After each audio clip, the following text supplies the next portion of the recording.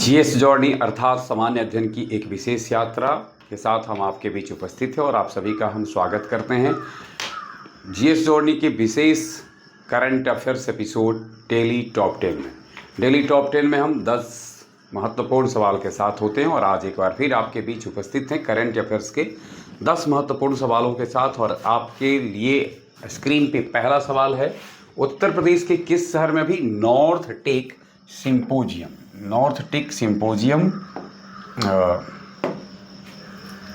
2026 का आयोजन किया जा रहा है, जिसका उद्देश्य रक्षा तकनीक को बढ़ावा देना है। In which city of Uttar Pradesh is a north tech symposium 2026 being organised with the aim of promoting defence technology. Prayagraj, Agra, Lucknow, Varanasi और सही आंसर है इसका प्रयागराज, जिसे हम लोग पहले इलाहाबाद के नाम से जानते थे।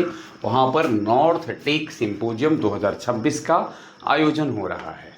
थोड़ा सा एक नज़र हम डालते हैं इस अभी जो आयोजन हो रहा है नॉर्थ टेक सिंपोजियम, उसका उद्घाटन इसका 4 मई 2026 को किया गया। रक्षा मंत्री राजनाथ सिंह के द्वारा इसका आयोजन हाल ही में किया गया है 4 मई को। प्रयागराज कैंटोनमेंट क्षेत्र के कोबरा ऑडिटोरियम में ग्राउंड में हो रहा है। अगर आपसे ये पूछा जाए कि यह कहाँ हो रहा है तो प्रयागराज के कैंटोनमेंट क्षेत्र के कोबरा ऑडिटोरियम ग्राउंड में इसका आयोजन किया जा रहा है। और इस वर्ष का जो थीम रहा है रक्षा त्रिवेणी संगम, जहाँ तकनीक, उद्योग और सैनिक कौशल का संगम होता है। रक्षा त्रिवेणी संगम यानी तकनीक हो, यानी त्रिवेणी अर्थात 3 का संगम है, तकनीक का, उद्योग का और सैनिक कौशल का। इसमें देश की 284 से अधिक रक्षा कंपनियां हिस्सा ले रही है। ये कंपनियां हैं सूक्ष्म उद्योग से, माइक्रो इंडस्ट्री से, लघु इंडस्ट्री से और मध्य में यानी MSMES, micro small medium enterprises, इनसे जो है सो लिया हुआ है MSME से। और स्टार्टअप अपने स्वदेशी रक्षा तकनीक का प्रदर्शन कर रहे हैं। ग्रेटर आगरा परियोजना 2026 यानी थोड़ा सा अब हम उत्तर प्रदेश से जुड़ी कुछ और देख लें। अप्रैल 2026 में मुख्यमंत्री ने लगभग 5,142 करोड़ की लागत से ग्रेटर आगरा रायपुर रहनकाला विकास योजना का शुभारंभ किया।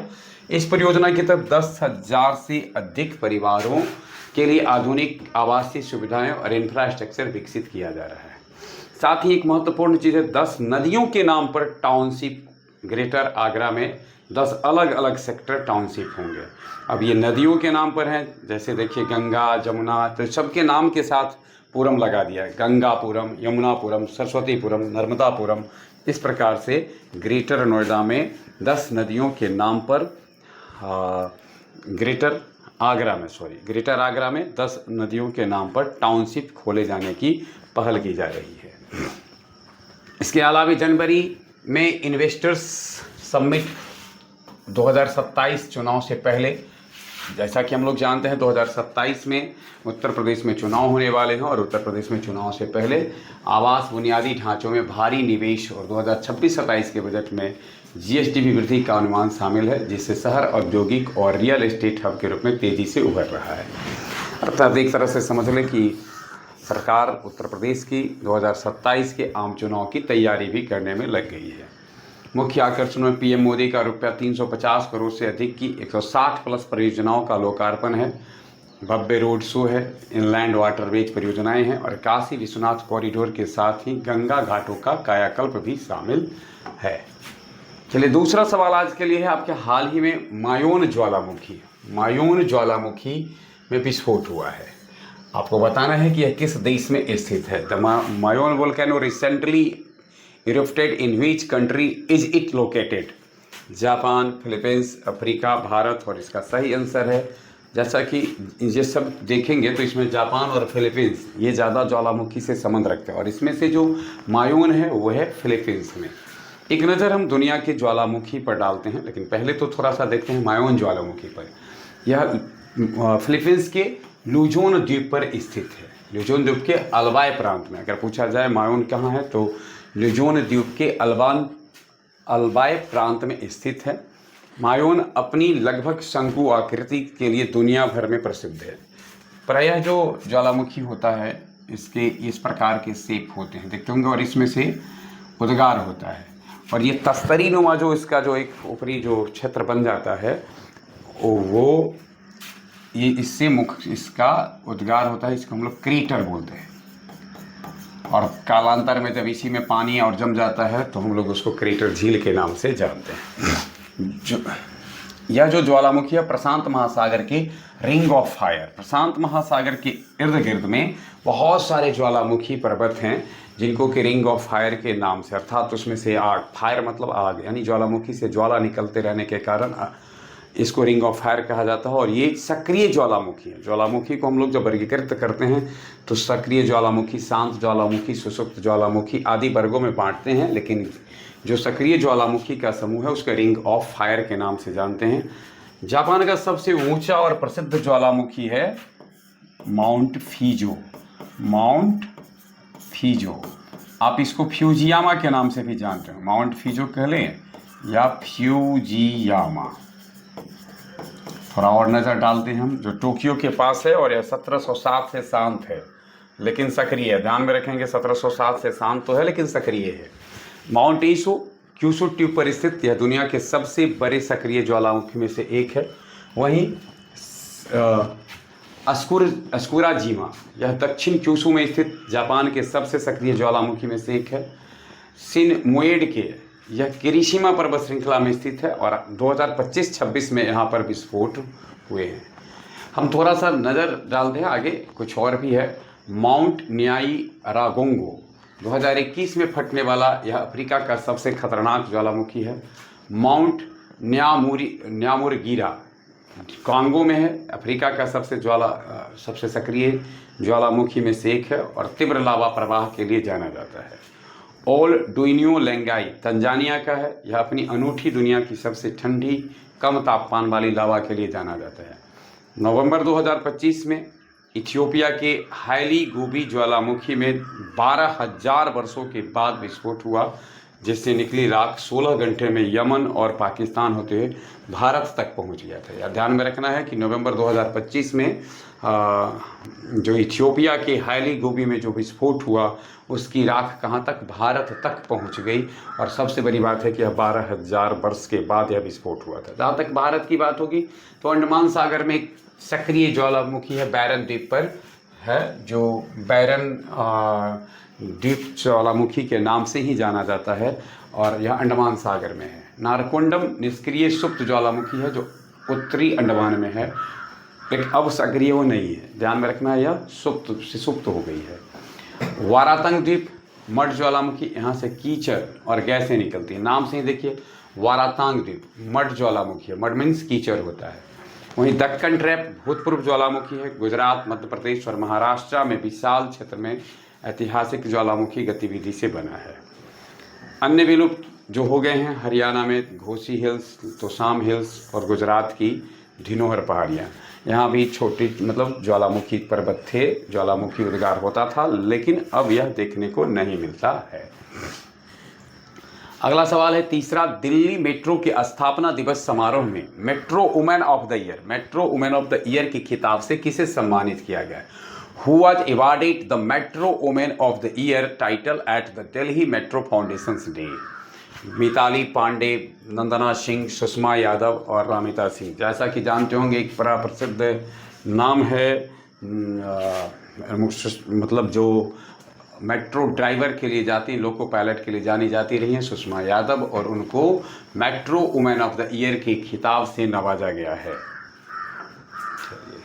Sushma Yadav senior station controller train operator हैं। दिल्ली मेट्रो रेल कॉरपोरेशन के 32वें स्थापना दिवस समारोह पर उनको मेट्रो यह जो खिताब दिया गया है विशेष उससे सम्मानित किया गया है।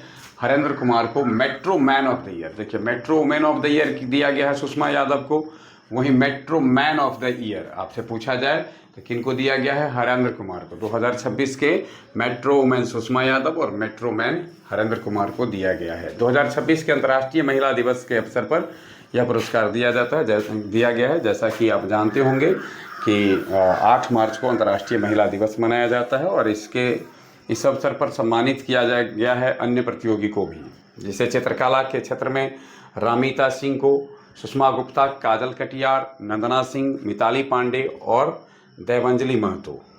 चौथा सवाल हमारे सामने है, हाल ही में नीति आयोग के नए पूर्णकालिक सदस्यों के रूप में किसे नियुक्त किया गया है? Who has been recently appointed as new full-time members of NITI Aayog? NITI Aayog national institutions for transforming India, इसका गठन 2015 ईस्वी में किया गया और योजना आयोग को विस्थापित कर, योजना आयोग को समाप्त कर इसको लाया गया था। गौरतलब हो, यह एक सलाहकारी संस्था है। यह ना तो संवैधानिक है ना वैधानिक है, यह सलाहकारी संस्था है जिसको काम है सरकार को सलाह देना। और नीति आयोग के पदेन अध्यक्ष प्रधानमंत्री होते हैं। अब आपको बताना है कि हाल ही में पूर्णकालिक सदस्य के रूप में किन को चुना गया? आर बालासुब्रमण्यम, जोरामानिया, ए एंड बी, और सही आंसर है इसका ए एंड बी, ए और बी दोनों को चुना गया है। थोड़ा नज़र डालते हैं हम डॉक्टर जोरामानिया पर। डॉक्टर जोरामानिया उत्तर पूर्व भारत की पहली महिला हैं जिनको कि नीति आयोग ने इस पद पर नियुक्त किया है, और साथ ही हिंदी भाषा में डॉक्टरेट प्राप्त करने वाली भी ये हैं। अरुणाचल प्रदेश से हिंदी भाषा में डॉक्टरेट प्राप्त करने वाली हैं, और ध्यान में रखना है उत्तर पूर्व भारत की पहली महिला हैं जिनको कि नीति आयोग ने अपना पूर्णकालिक सदस्य बनाया है। वहीं आर बालासुब्रमण्यम जाने माने सामाजिक विकासकर्ता, कार्यकर्ता और शिक्षाविद हैं। इनको भी नीति आयोग का पूर्णकालिक सदस्य बनाया गया है। अगला सवाल हमारे पास है कि निम्न में से किस देश ने फाइनल में चीन को हराकर 2026 में महिलाओं का बैडमिंटन वर्ल्ड कप जीता है? दक्षिण कोरिया, उत्तर कोरिया, चीन और अमेरिका। और सही आंसर है इसका दक्षिण कोरिया ने पराजित करके जीता है इसको। वर्ल्ड कप का रिश्ता बैडमिंटन से, यह भी ध्यान में रखना है कि कई बार पूछता है। बैडमिंटन का जिस बार का वर्ल्ड कप का फाइनल मुकाबला हुआ वह दक्षिण कोरिया और चीन के बीच में हुआ, जिसको दक्षिण कोरिया ने चीन को 3-1 से पराजित कर अपने नाम लिया। और ये महिलाओं की बात हो रही है, महिलाओं का बैडमिंटन वर्ल्ड कप जीता है। यह मुकाबला खेला कहाँ गया? डेनमार्क के होर्सेंस में खेला गया। तो कब पूछा जाए कि कहाँ खेला गया, तो डेनमार्क के होर्सेंस में खेला गया। यह दक्षिण कोरिया का तीसरा वर्ल्ड खिताब था जिसमें एन से यंग के नेतृत्व में टीम ने मौजूदा चैंपियन चीन को हराया। अगर आपसे ये पूछा जाए कि अभी जो दक्षिण कोरिया ने वर्ल्ड कप, महिलाओं का वर्ल्ड कप का खिताब जीता है, उसके नेतृत्व कौन कर रही थी? एन से यंग। इसका आयोजन होर्सेंस, डेनमार्क। छठा सवाल आपके लिए स्क्रीन पर है, इंडियन प्रीमियर लीग आईपीएल में 200 विकेट लेने वाले पहले विदेशी गेंदबाज कौन बने हैं? Who became the first overseas bowler to take 200 wickets in the Indian Premier League? विकल्प आपके लिए है Sunil Narayan, David Warner, Cameron green और हेनरिक क्लासन। विकल्प ही इतना सरल है जिससे कि आप इसका अनुमान लगा सकते हैं। वेस्ट इंडीज के महान गेंदबाज सुनील नारायण जो कोलकाता नाइट राइडर्स की ओर से खेल रहे हैं, और उन्होंने इस स्पर्धा में 200 विकेट प्राप्त किया है। गौरतलब हो, डेविड वार्नर पहले ओवरसीज प्लेयर हैं जिन्होंने 5000 रन आईपीएल में अपने नाम किया। वहीं कैमरन ग्रीन इस वर्ष काफ़ी चर्चा में रहे हैं क्योंकि आईपीएल 2026 में सर्वाधिक कीमत से इनको खरीदा गया था। यानी नरेन ने जिस समय अभी हाल में आपने देखा होगा कि अभी एसआरएच के साथ जो मैच खेला गया था 3 मई को, तो जो ही अभिषेक शर्मा का उनको विकेट लिया, उन्होंने 200 विकेट प्राप्त कर लिया। तो विदेशी गेंदबाज ड्वेन ब्रेवो हैं जिनके नाम, अगर नरेन से पीछे देखा जाए तो वो भी ड्वेन ब्रेवो, ये भी वेस्ट इंडीज़ के ही हैं जिनके नाम 183 विकेट हैं। और वार्नर के बारे में मैंने कहा कि 5000 रन बनाने वाले विदेशी खिलाड़ी बने हैं। और कैमरन ग्रीन 25.20 करोड़ के साथ आईपीएल में सबसे महंगे खिलाड़ी बने हैं। चलिए अगला सवाल हमारे लिए है स्क्रीन पर। 7वां सवाल है, पैडमैन के नाम से मशहूर किस भारतीय सामाजिक उद्यमी को नोबेल शांति पुरस्कार के लिए नामित किया गया है? जैसा कि हम लोग जानते हैं प्रत्येक साल 10 दिसंबर को नोबेल पुरस्कार दिया जाता है जिसकी घोषणा अक्टूबर महीने में की जाती है। और उसके लिए इस बार किस व्यक्ति को भारत की ओर से शामिल किया गया है जो पैडमैन के नाम से मशहूर हैं? Which Indian social entrepreneur famously known as the Padman has been nominated for the Nobel Peace Prize? Laszlo, Krasznahorkai, Susumu Kitagawa, Shimon Sakaguchi और अरुणाचलम मुरुगनाथम। तो विकल्प हमारा सही है अरुणाचलम मुरुगाथम। मुरुगनाथम, अरुणाचलम मुरुगनाथम, जिनको कि पैडमैन के नाम से जाना जाता है, इनको नोबेल शांति पुरस्कार के लिए भारत के द्वारा नामित किया गया है। जैसा कि हम जानते होंगे, इनका जो मूल कार्य रहा है, ग्रामीण महिलाओं के लिए बहुत कम लागत वाली सैनिटरी पैड बनाने का वाली मशीन का आविष्कार इन्होंने किया, जिससे ग्रामीण भारत में मासिक धर्म, स्वच्छता और महिलाओं के सशक्तिकरण में बड़ा बदलाव आया। और इस कारण से ही इनको पैडमैन ऑफ द इंडिया के नाम से भी जाना जाता है। मेटल ऑर्गेनिक फ्रेमवर्क के विकास के लिए इन्होंने काम किया है और पेरिफेरल इम्यून टॉलरेंस से संबंधित खोजों के लिए साहित्य 2025 का खिताब में इनको सम्मानित भी किया जा चुका है। 8वां सवाल है, जून 2026 में ब्रिक्स कृषि मंत्रियों की बैठक की मेजबानी किस भारतीय शहर में की जाएगी? ब्रिक्स के लिए जो सम्मेलन अभी हाल में हुआ है विदेश सचिवों का भी, तो ध्यान में रखना है कि अब वो नई दिल्ली में था और अब आपको बताना है कि इंदौर, भोपाल, जबलपुर, छतरपुर में से कहाँ होने जा रहा है 2026 में कृषि मंत्रियों की बैठक। और सही आंसर है इंदौर। इंदौर, जिसे कि हम लोग मध्य प्रदेश के मुंबई के नाम से भी जानते हैं, वो वहाँ पर इसका आयोजन किया जा रहा है। 5 दिवसीय अंतर्राष्ट्रीय सम्मेलन होगा, 9 से 13 जून 2026 के बीच में इंदौर में होगा और इसमें 21 से अधिक देशों के प्रतिनिधि भाग लेंगे। भारत की अध्यक्षता में होने वाला है। थोड़ा इंदौर के बाद अगर जो चर्चा हुई थी उसमें हम चर्चा करें तो भोपाल अपनी खूबसूरत झीलों, नवाबों के दौर की ऐतिहासिक इमारतों, अनोखी सांस्कृतिक विरासत और गंगा जमुना तहजीब और स्वादिष्ट स्ट्रीट फूड के लिए प्रसिद्ध है। चलिए अगला सवाल हमारे लिए है, हाल ही में पारित कौन सा अधिनियम भारत में नागरिक परमाणु ऊर्जा क्षेत्र में निजी कंपनियों के प्रवेश का मार्ग प्रशस्त करता है? Which recently passed act paves the way for private players to enter the civil nuclear power sector in India?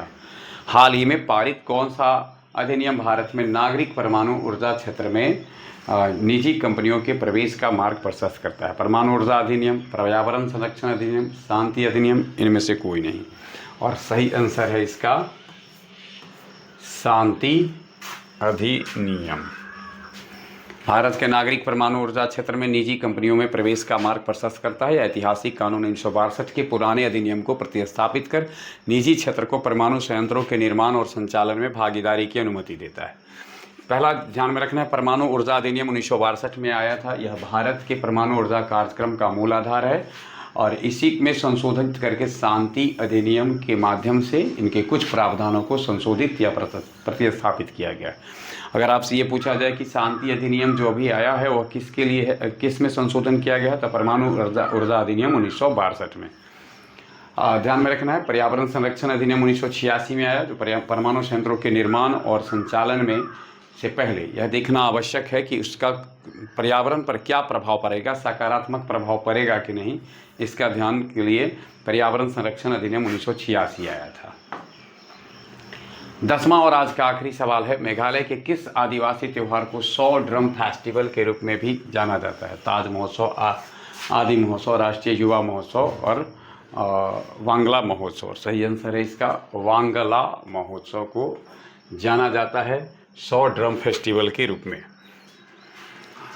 Wangala महोत्सव यह गारो जनजाति का सबसे महत्वपूर्ण फसल उत्सव है। फसल उत्सव का अभिप्राय है फसल कटाई के समय यह उत्सव मनाया जाता है और 100 ड्रम महोत्सव भी के नाम से भी इसे जाना जाता है। यह अक्टूबर-नवंबर में सूर्य देवता मीसी सालजोंग को प्रसन्न करने के लिए, ध्यान में रखना है, सूर्य देवता कहा है मीसी सालजोंग, कौन से देवता हैं? सूर्य देवता के लिए यह मनाया जाता है। वहीं देखिए वेहदीन खलाम, यह भी देखिए, इनको भी थोड़ा सा ध्यान में रखें हम। यह बीमारी भगाना, नोंगक्रेम नृत्य है, साध सुख म्यूजियम धन्यवाद नृत्य है और साध सुकरा बुवाई उत्सव है। थोड़ा सा इस सब को ध्यान में से देख लेना है। राष्ट्रीय युवा महोत्सव, युवाओं की प्रतिभा को मंच प्रदान करने वाला आयोजन।